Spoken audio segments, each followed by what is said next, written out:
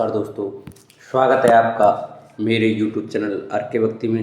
भक्तों, मैं आज आपको वैभव लक्ष्मी व्रत की कथा सुनाऊंगा। कृपया उसे ध्यानपूर्वक सुने। जो भक्त हमारे चैनल पर नए आए हैं वो हमारे चैनल को सब्सक्राइब जरूर करें, वीडियो को लाइक करें और कमेंट में ओम लक्ष्मी पते नमः जरूर लिखें। बोलो लक्ष्मी माता की जय। वैभव लक्ष्मी व्रत कथा शुक्रवार के दिन जरूर सुने। वैभव लक्ष्मी व्रत कथा बनी रहेगी सदा देवी की कृपा। शुक्रवार को लक्ष्मी माता का व्रत रखा जाता है। इसे वैभव लक्ष्मी व्रत भी कहा जाता है। इस दिन माँ वैभव लक्ष्मी की कथा सुनने से व्यक्ति की हर मनोकामना पूरी हो जाती है। इस दिन व्रत रखना काफ़ी फलदायी माना जाता है। इससे व्यक्ति को कभी भी धन संपत्ति की समस्याओं का सामना नहीं करना पड़ता है। वैभव लक्ष्मी व्रत कथा और उद्यापन की विधि। वैभव लक्ष्मी व्रत कथा वैभव लक्ष्मी के व्रत का उद्यापन का तरीका। हिंदू धर्म में हर दिन किसी न किसी देवी देवता को समर्पित है। शुक्रवार का दिन माता लक्ष्मी का दिन माना जाता है। जिस घर में माता लक्ष्मी का वास होता है वहाँ कभी भी धन संपत्ति से जुड़ी कोई समस्या का सामना नहीं करना पड़ता है। शुक्रवार के व्रत को माँ वैभव लक्ष्मी का व्रत भी कहा जाता है। इस दिन माँ वैभव लक्ष्मी का व्रत और पूजन किया जाता है। शुक्रवार के दिन माँ वैभव लक्ष्मी का व्रत रखने, पूजन करने और कथा सुनने से व्यक्ति की हर मनोकामना पूर्ण होती है। इस व्रत को स्त्री पुरुष में से कोई भी रख सकता है। अगर आप चाहते हैं कि आपके घर में माता लक्ष्मी का वास हमेशा रहे तो इसके लिए व्रत रखना काफ़ी उपयोगी माना जाता है। तो आइए, क्या है माँ वैभव लक्ष्मी की व्रत कथा। वैभव लक्ष्मी व्रत कथा। एक शहर में बहुत से लोग रहा करते थे। सभी अपने अपने कामों में लगे रहते थे। किसी को किसी की परवाह न थी। भजन कीर्तन, भक्ति भाव, दया, माया, परोपकार जैसे संस्कार कम हो गए। शहर में बुराइयां बढ़ गई थीं। शराब, जुआ, रेस, व्यभिचार, चोरी, डकैती वगैरह बहुत से गुनाह शहर में होते थे। इनके बावजूद भी शहर में कुछ अच्छे लोग भी रहते थे। ऐसे ही लोगों में शीला और उसके पति की गृहस्थी मानी जाती थी। शीला धार्मिक प्रकृति की और संतोषी स्वभाव वाली थी। उनका पति भी विवेकी और सुशील था। शीला और उसका पति कभी किसी की बुराई नहीं करते थे और प्रभु भजन में अच्छी तरह समय व्यतीत करते रहते थे। शहर के लोग उनकी गृहस्थी की सराहना करते थे। देखते ही देखते समय बदलता गया। शीला का पति बुरे लोगों से दोस्ती कर बैठा। अब वह जल्द से जल्द करोड़पति बनने के ख्वाब देखने लगा, इसलिए वह गलत रास्ते पर चल पड़ा। फलस्वरूप वह करोड़पति बन गया, यानी रास्ते पर भटकते भिखारी जैसी उसकी हालत हो गई थी। शराब, जुआ, रेस, चर्स, गांजा वगैरह बुरी आदतों में शीला का पति भी फंस गया। दोस्तों के साथ उसे भी शराब की आदत हो गई। इस प्रकार उसने अपना सब कुछ जुए की रेस में गंवा दिया। शीला को पति के बर्ताव से बहुत दुख हुआ, किंतु वह भगवान पर भरोसा कर सब कुछ सहने लगी। वह अपना अधिकांश समय प्रभु भक्ति में बिताने लगी। अचानक एक दिन दोपहर को उनके द्वार पर किसी ने दस्तक दी। शीला ने द्वार खोला तो देखा कि एक मांझी खड़ी थी। उनके चेहरे पर अलौकिक तेज निकल रहा था। उनकी आंखों में से मानो अमृत बरस रहा था। उसका भव्य चेहरा करुणा और प्यार से झलक रहा था। उसको देखते ही शीला के मन में अपार शांति छा गई। शीला के रोम रोम में आनंद छा गया। शीला उस मांझी को आदर के साथ घर में ले आई। घर में बिठाने के लिए कुछ भी नहीं था। शीला ने सकुचाकर एक फटी हुई चद्दर पर उसको बिठाया।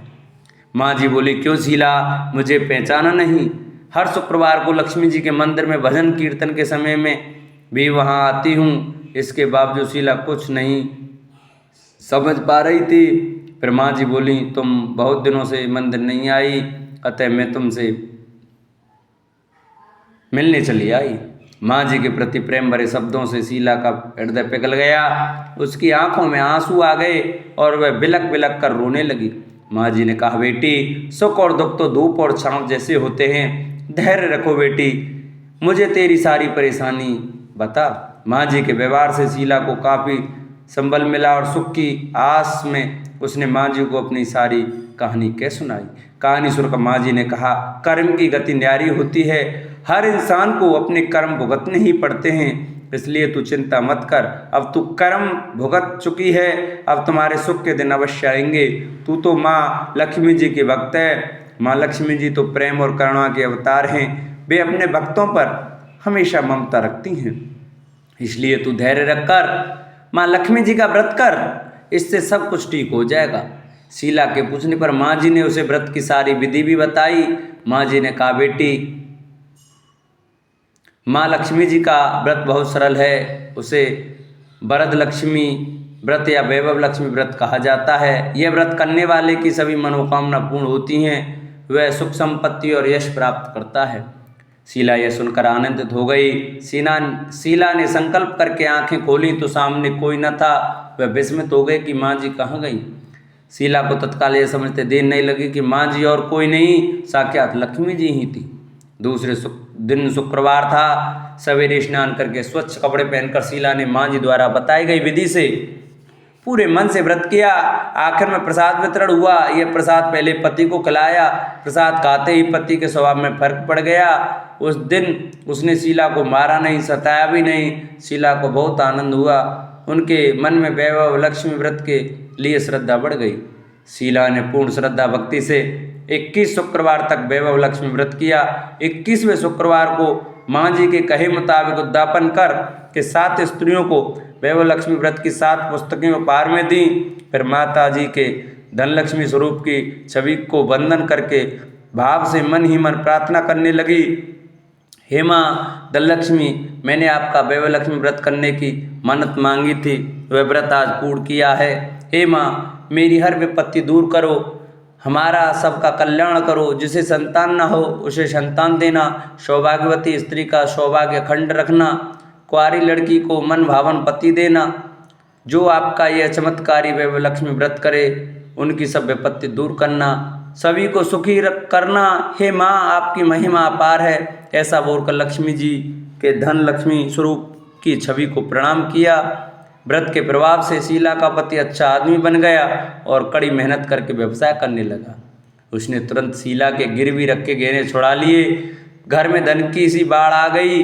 घर में पहले जैसी सुख शांति छा गई। वैभव लक्ष्मी व्रत का प्रभाव देखकर मोहल्ले की दूसरी स्त्रियां भी विधि पूर्वक वैभव लक्ष्मी व्रत करने लगी। इस तरह वैभव लक्ष्मी का व्रत उद्यापन करें। अगर आप शुक्रवार को वैभव लक्ष्मी का व्रत रख रहे हैं तो आपको इन्हें 9, 11 या 21 शुक्रवार के लिए रखना चाहिए।